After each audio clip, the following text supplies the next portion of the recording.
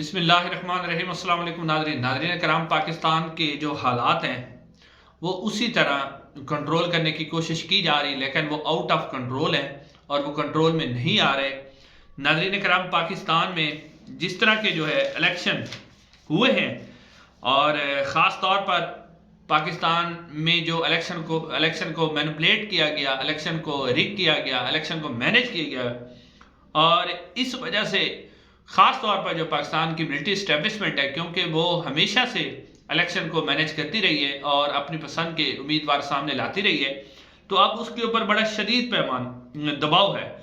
Election پہ جو بڑے پیمانے پر دھاندلی کی گئی،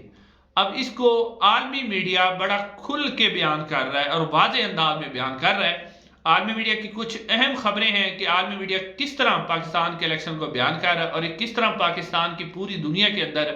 ذلت اور شرمندگی اور پاکستان کا مقام جو ہے وہ گر رہا ہے۔ تو اس وجہ سے اس وقت پاکستان کے طاقتور حلقے جو ہیں ان کے اوپر بڑا شدید دباؤ ہے۔ وہ جو عالمی میڈیا نے رپورٹ کیا ہے اس میں دی اکانومسٹ شامل ہے، الجزیرہ نے بھی بڑی دلچسپ خبر لگائی ہے، وہ بھی آپ کے سامنے رکھتے ہیں۔ اس کے علاوہ ناظرین جو ہے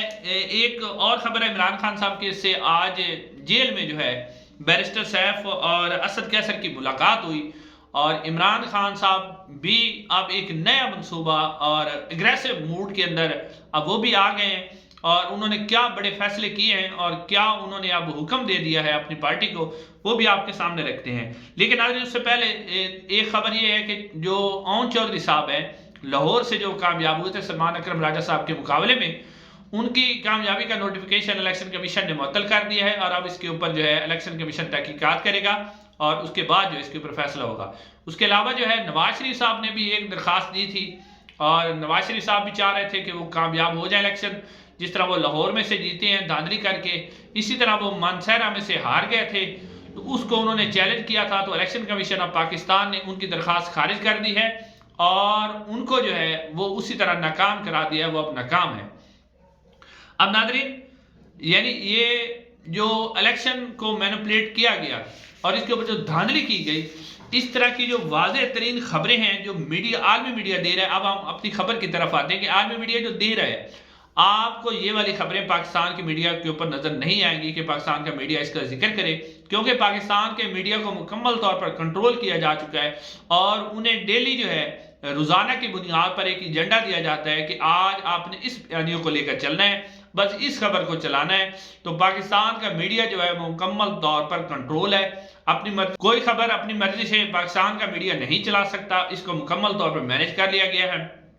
آپ نے دیکھا کہ جو بھی صحافی بولتا ہے اس کے آفر کر دیتا ہے۔ اب عارف حمید بھٹی صاحب کے حوالے سے خبر آ رہی ہے، بلکہ انہیں آفر کر دیا گیا ہے، کیونکہ وہ کچھ سخت باتیں کرتے ہیں جو کہ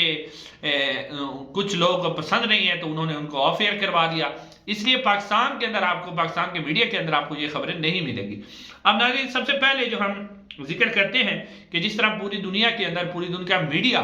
اس وقت پاکستان کے الیکشن کے اوپر سوالات اٹھا رہا ہے اور بڑے شدید قسم کے سوالات اٹھا رہا ہے، وہ میں آپ کے سامنے رکھتا ہوں۔ ناظرین اکانومسٹ، یہ وہی اکانومسٹ ہے جس نے پاکستان تحریک انصاف کے چیئرمین عمران خان صاحب کا ایک جو آرٹیکل تھا وہ بھی چھاپا تھا۔ اب اکانومسٹ لکھتا ہے کہ کئی دہائیوں سے جرنیل پاکستان کی جوہری ہتھیاروں کے ذریعے براہ راست یا ایک انجینئرنگ کر کے جمہوریت کے ذریعے حکمرانی کر رہے ہیں، یعنی کئی سالوں سے جرنیل حکمرانی کر رہے ہیں، یا تو براہ راست کرتے ہیں یا انجینئر کر کے جمہوریت، جس میں بدعنوان خاندان سیاسی جماعتیں کے ذریعے اور کبھی جو ہے براہ راست وہ حکمرانی کرتے رہے۔ بدقسمتی سے دھاندلی زیادہ ووٹ اور کرپٹ قیادت کے ذریعے نئی حکومت بنائی جا رہی ہے۔ یعنی یہ عالمی میڈیا کہہ رہا ہے کہ بدقسمتی سے دھاندلی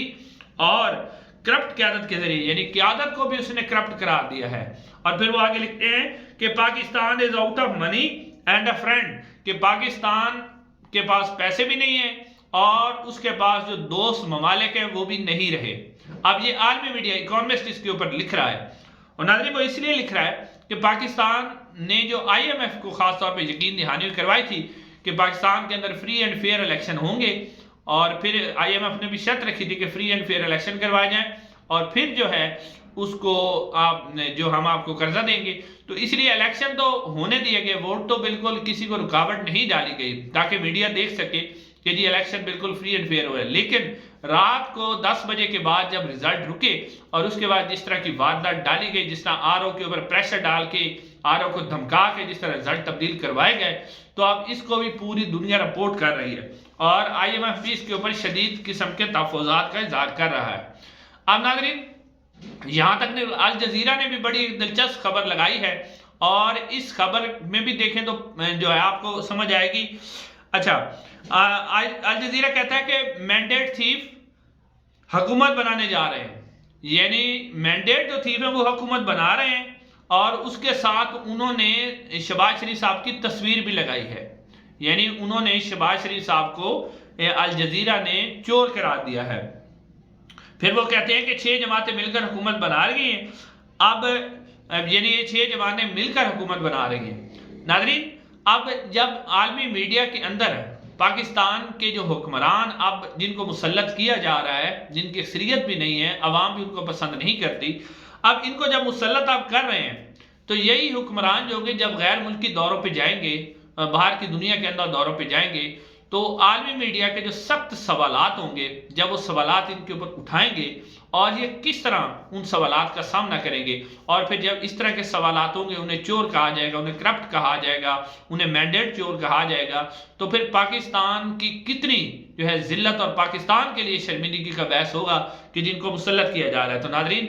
اب اس وقت جو ہے وہ جو طاقتور حلقے ہیں ان کو سوچنا چاہیے کہ پاکستان کو وہ کس طرف لے کے جا رہے ہیں، اور پاکستان کے اندر یعنی پاکستان کے عالمی سطح پر بھی کس طرح کے پاکستان کے اوپر اثرات ہو رہے ہیں، اور اگر پاکستان کے اندر سیاسی استحکام نہیں آئے گا تو معاشی استحکام بھی کبھی نہیں آ سکتا۔ تو اب ہمیں سوچنا ہوگا کہ ہم پاکستان کو کس طرح لے کے جا رہے ہیں۔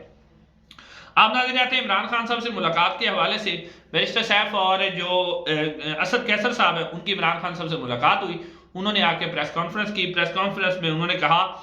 کہ عمران خان صاحب نے باقاعدہ طور پر اب احتجاج کی کال بھی دی ہے۔ ایک تو عمر ایوب صاحب کے حوالے سے انہوں نے بتایا کہ انہوں نے ان کو وزیر اعظم کا امیدوار نامزد کیا ہے، اور ساتھ ساتھ انہوں نے احتجاج کی کال بھی دی ہے کہ عمران خان اب باقاعدہ طور پر احتجاج کریں گے۔ اصل میں ناظرین جب الیکشن ہو گئے اور اس کے اندر دھاندلی کی گئی، عمران خان پھر بھی چاہ رہے تھے کہ مفاہمت کے ساتھ باتیں آگے چلائی جائیں اور جو ہے معاملات طے ہوں، لیکن جب معاملات طے نہیں ہوئے، اور خاص طور پر پنجاب کے اندر جب مریم نواز صاحبہ کو وزیر اعلیٰ بنانے کے لیے اور ایک تگڑی وزیر اعلیٰ بنانے کے لیے کہ ان کے پاس بڑا بھاری مینڈیٹ ہو، جس طرح پاکستان تحریک انصاف کے حمایت یافتہ لوگوں کو اٹھایا جا رہا ہے، جس طرح شازیہ ترین اور لیا سے اور بھی بہت سی جگہ سے پاکستان تحریک انصاف کے جو حمایت یافتہ ایم پی اے سے ان کو شامل کروایا جا رہا ہے، تو عمران خان صاحب کو بھی یہ محسوس ہوا، پاکستان تحریک انصاف کو بھی، کہ یہ صورتحال جو ہے مفاہمت کی طرف نہیں جا رہی، تو اب ہمیں بھی اگریسو جو ہے وہ موڈ اپنانا پڑے گا۔ تو اب عمران خان صاحب نے بھی باقاعدہ طور پہ احتجاج کی کال دے دی ہے۔ ابھی انہوں نے ٹائم اور وقت نہیں بتایا کہ کب وہ احتجاج کریں گے، لیکن انہوں نے ٹائم دے دی ہے اور کال دے دی ہے، اور اب پاکستان تحریک انصاف جو ہے وہ پروٹیسٹ بھی کرے گی۔ اور انہوں نے امریکہ کے حوالے سے بھی کہا کہ امریکہ نے جو بیان دیا ہے، میتھیو ملر نے جو ان کے فارن اسٹیٹ سیکرٹری ہیں، ان کی طرف سے انہوں نے کہا کہ امریکہ کو چاہیے کہ پھر وہ اگر وہ چاہتا ہے کہ پاکستان کے اندر ایک ڈیموکریسی اور وہ خود اپنے آپ کو ایک، امریکہ کہتا ہے کہ ہم جمہوری ملک ہیں، تو پھر وہ جمہوریت کا ساتھ دے، اور اسے چاہیے کہ وہ پھر کھل کر جو ہے وہ اس کے اوپر جو ہے وہ تنقید کرے اور کھل کر بتائے کہ پاکستان میں الیکشن کے اندر جو دھاندلی ہوئی ہے اس کو امریکہ اپنا موقف دے واضح طور پر۔ تو ناظرین اب یہاں سے لگ رہا ہے کہ معاملات جو ہیں آگے مزید بگڑتے ہوئے نظر آ رہے ہیں، معاملات کے اندر اصلاح کہیں بھی نظر نہیں آ رہی۔ انشاءاللہ ناظرین اگلی ویڈیو میں آپ سے ملاقات ہوگی۔ السلام علیکم۔